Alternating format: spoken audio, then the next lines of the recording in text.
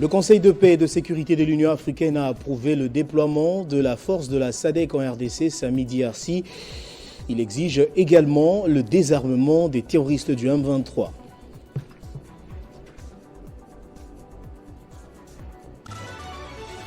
En Ituri, environ 5000 déplacés ont regagné le village Luna grâce aux efforts de l'armée. Ces civils avaient fui l'activisme des ADF. Et puis en Côte d'Ivoire, l'ancien président Laurent Gbagbo a été désigné candidat pour la présidentielle de 2025 par son parti. Essentiel de l'actualité sur Télé 50, bienvenue à tous. La RDC peut compter sur l'intervention militaire de la force de la SADC dans sa partie Est en vue de combattre les terroristes du M23. Le Conseil de paix et de sécurité de l'Union africaine a approuvé le déploiement de la SAMI DRC. Dans un communiqué, il exige également le désarmement du M23.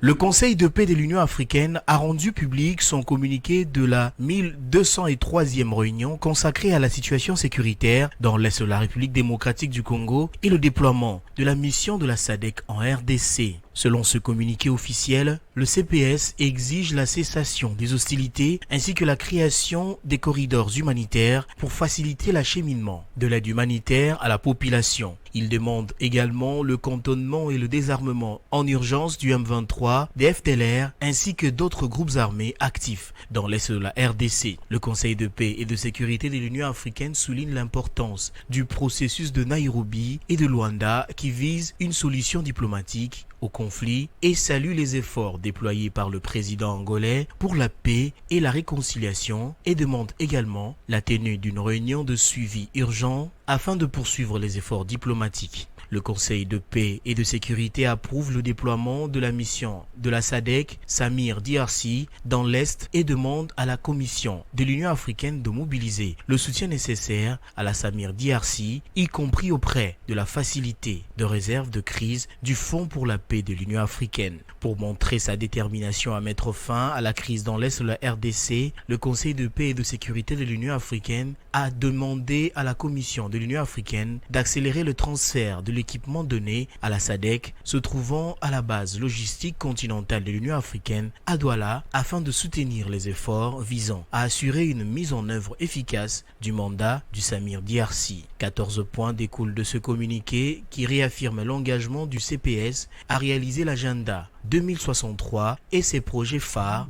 dont notamment faire taire les armes à l'horizon 2030. La réunion du CPS, dont le président de la République Félix-Antoine Tshisekedi a pris part, accompagné du tandem Bemba, Mboussa et Lutundula sur l'est de la RDC, a visiblement payé. En bref et en images, environ 5000 déplacés qui avaient fui l'activisme des ADF ont regagné le village Luna en chefferie de Walese-Vunkoutou au sud du territoire d'Irumu, en province de l'Ituri, sur l'axe routier Komanda-Luna qui fait frontière avec le Nord Kivu. Selon la société civile qui livre cette information, le retour de ces déplacés à Luna est consécutif à la paix imposée dans la région par les forces armées de la République démocratique du Congo. Et puis à l'Assemblée nationale, la commission spéciale chargée d'élaborer le règlement intérieur a voté le rapport final de ses travaux lors de sa dernière séance hier samedi. Selon son président, 289 articles qui composent ce texte important pour le fonctionnement de la Chambre basse du Parlement ont été adoptés. On écoute à ce propos le professeur Jacques Njoli. Je voudrais d'abord vous dire que c'est la dernière séance de cette commission spéciale chargée de l'élaboration du règlement intérieur. Nous avons aujourd'hui voté le rapport de nos travaux et surtout adopté et voté le 289 articles. Donc la commission a terminé cet après-midi son travail et ce travail sera transmis au bureau de l'Assemblée nationale, le bureau provisoire, qui se chargera de convoquer l'Assemblée plénière pour adoption. Voilà, donc c'est la dernière séance de notre commission. Poursuivons ce journal pendant ce temps, ça fait un bon moment que la réserve de faune à Okapi est occupée par les exploitants miniers. Un envahissement qui met à mal l'écosystème des Okapi en République démocratique du Congo, un mammifère en voie de disparition. À Kinshasa, un atelier a été ouvert donc pour délimiter les zones d'exploitation en vue de préserver le site patrimoine mondial. Il était jusque-là l'une des réserves les plus préservées en RDC, mais depuis peu, l'exploitation minière artisanale menace son intégrité. La réserve de faune à Okapi est de plus en plus occupée par les creuseurs à la recherche des mines souterraines. Pourtant, elle abrite plus de 100 espèces de mammifères et 376 espèces d'oiseaux répertoriés et pour couronner de tout, un animal en voie de disparition, l'okapi. En cause notamment un problème de délimitation des zones. À Kinshasa, des experts se sont mis ensemble pour clarifier les limites de la réserve de faune à Okapi. C'est notamment ceux du CAMI et de l'ICCN sous l'accompagnement de WCS, un travail qui s'annonce un peu ardu. Comme vous le savez, cette réserve est envahie actuellement par des exploitants miniers et nous avions retrouvé ensemble avec nos collègues de CAMI qu'il y a une carte qui n'était pas correctement tracée et qui nous a posé des difficultés. Et cette carte, nous devions travailler là-dessus pour essayer de voir quels sont les carrés miniers qui sont autorisés et qui peuvent continuer à être exploités. Commencé en fin de cette semaine, les experts ont décidé de mettre le bouchée double afin de mettre vite fin à cet empiètement. Nous sommes en train de travailler ensemble pour qu'on puisse harmoniser et trouver un terrain d'attente où la zone de réserve RFO sera maintenue dans ses limites et les exploitants miniers qui sont dans les zones autour des zones RFO doivent être bien régulés par rapport conformément à la loi. La réserve de faune à Okapi occupe environ 1/5 de la forêt d'Ituri au nord-est de la RDC. En 2022, la société civile avait appelé à cesser d'exploiter l'or pour protéger les Okapi. Et puis l'inspecteur général chef de service de l'IGF a échangé avec une délégation du COMESA venue s'imprégner des conclusions et recommandations du contrôle de l'IGF auprès de la Commission nationale de la concurrence. La rencontre a eu lieu au siège de cet établissement public. Regardez. Une délégation de COMESA accompagnait le coordonnateur de la Commission nationale de la concurrence du ministère de l'économie nationale, CONAC en sigle, a été reçu par le chef de service de l'inspection générale des finances, Jules Alingueté. La délégation de COMESA voulait s'imprégner des conclusions et des recommandations du contrôle de l'IGF auprès de la Commission nationale de la concurrence avant d'autoriser le déblocage des moyens financiers au profit de cette structure du ministère de l'économie nationale. Les hôtes de l'IGF ont été mis au courant des conclusions de la mission de l'inspection générale des finances et les mesures d'encadrement prises pour que les dérapages constatés avec le comité de gestion révoqué ne se reproduisent plus. Rassurée, la délégation de COMESA a promis le déblocage des fonds au profit de cette structure du ministère de l'économie nationale pour la fin de ce mois de mars 2024. Par la suite, Jules Alingueté a rassuré cette délégation de COMESA de la détermination du chef de l'État de voir la bonne gouvernance s'installer dans la gestion de toute entité publique. C'est la République démocratique du Congo et nous leur avons donné les assurances qu'il y a eu un audit et le comité qui était là a été démis de ses fonctions. Il y a un nouveau comité qui a été mis en place. Les recommandations étaient faites, qui sont en train d'être matérialisées et que l'inspection générale des finances sera toujours là pour veiller à ce que les moyens qui sont en train de mettre à la disposition de la CONAC puissent être bien utilisés. Voilà pourquoi l'inspection générale des finances, pour rassurer davantage le COMESA, va procéder à une surveillance accrue de toutes les opérations financières de la CONAC RDC. Jules Alingueté a promis d'envoyer une mission de la patrouille financière à la CONAC dès la semaine prochaine. Justice en RDC, 52 nouveaux magistrats affectés au parquet près le tribunal de paix Kinshasa-Ngalema ont prêté serment samedi en présence de la procureure de cette cour, Marie-Claire Ouiamia. Ces magistrats sont une partie de 2500 qui devraient être affectés en 2023 sur toute l'étendue de la RDC. À l'occasion des prestations C'était une cérémonie des prestations des serments des magistrats civils affectés au parquet près les tribunaux de paix Kinshasa-Ngalema. Un acte qui entre en fonction une année après la publication des résultats du concours qui avait connu la participation de 25 000 juristes. En séjour devant la procureure de la République et chef du parquet près les tribunaux de paix de Kinshasa-Ngalema, Marie-Claire Rouamia.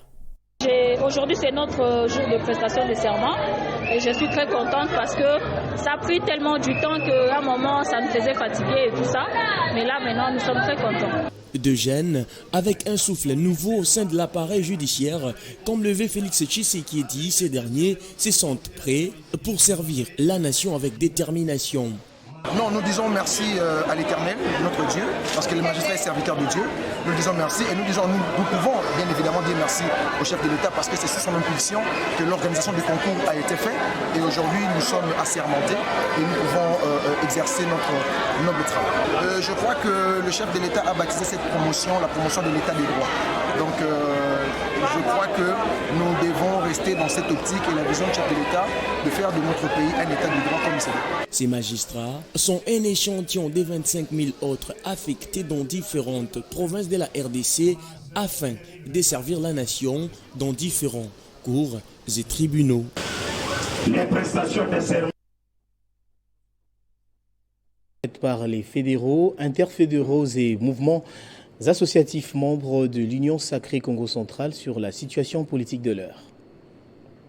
Nous, fédéraux, interfédéraux des partis politiques et mouvements associatifs représentant 80% des membres de l'Union sacrée de la nation Congo centrale, avons été surpris de la déclaration de ce vendredi 8 mars 2024 par la voix des ondes, faite par une frange des fédéraux interfédéraux des partis politiques membres de l'Union sacrée de la nation Congo centrale, soutenant la candidature du gouverneur sortant de la province du Congo central sous prétexte fallacieux qu'il y aurait une orientation de la hiérarchie nationale de l'Union sacrée que nous avions interrogé à ces propos, qui nous a affirmé qu'il n'y a jamais eu une prétendue orientation et pour ce faire, nous concluons à un mensonge monté de toutes pièces pour attirer la sympathie de la hiérarchie que de la population afin de détourner l'attention des élus provinciaux vers son camp pour son élection. Sur ce, l'Union sacrée de la nation Congo centrale met en garde le fédéraux et interfédéraux téméraires sans personnalité ni vision politique qui cherchent à brader l'honneur et la dignité de l'Union sacrée de la nation tel que voulu par son initiateur, son Excellence Félix Antoine Tshisekedi Tshilombo, président de la République, chef de l'État. C'est pourquoi l'Union sacrée de la nation Congo centrale informe l'opinion tant nationale que provinciale qu'à ce jour, il n'y a jamais eu un ticket pour le compte de l'Union sacrée de la nation Congo centrale. Et attend jusqu'ici le mot d'ordre de la hiérarchie sur les candidats choisis pour les tickets de l'Union sacrée de la nation Congo centrale. L'Union sacrée de la nation Congo centrale reste l'église au milieu du village. Que vive la République démocratique du Congo, que vive l'Union sacrée de la nation, que vive la province du Congo central. En bref et en images, pour terminer en Côte d'Ivoire, le comité central du Parti des peuples africains a désigné ce samedi son leader, Laurent Gbagbo, comme son candidat à la présidentielle de 2025. L'annonce a donc été faite au cours d'une réunion interne censée aborder la situation socio-politique nationale. Place au rappel des titres à présent. Le Conseil de paix et sécurité de l'Union africaine a approuvé le déploiement de la force de la SADC en RDC, Samir Diarsi. Il exige également le désarmement du M23. En Ituri, environ 5000 déplacés ont regagné le village Luna grâce aux efforts de l'armée. Ces civils avaient fui l'activisme des ADF. Et puis en Côte d'Ivoire, l'ancien président Laurent Gbagbo a donc été désigné candidat pour la présidentielle de 2025 par son parti. Voilà qui met fin totalement à ce journal, madame, messieurs. Je vous remercie de l'avoir suivi des partout dans le monde.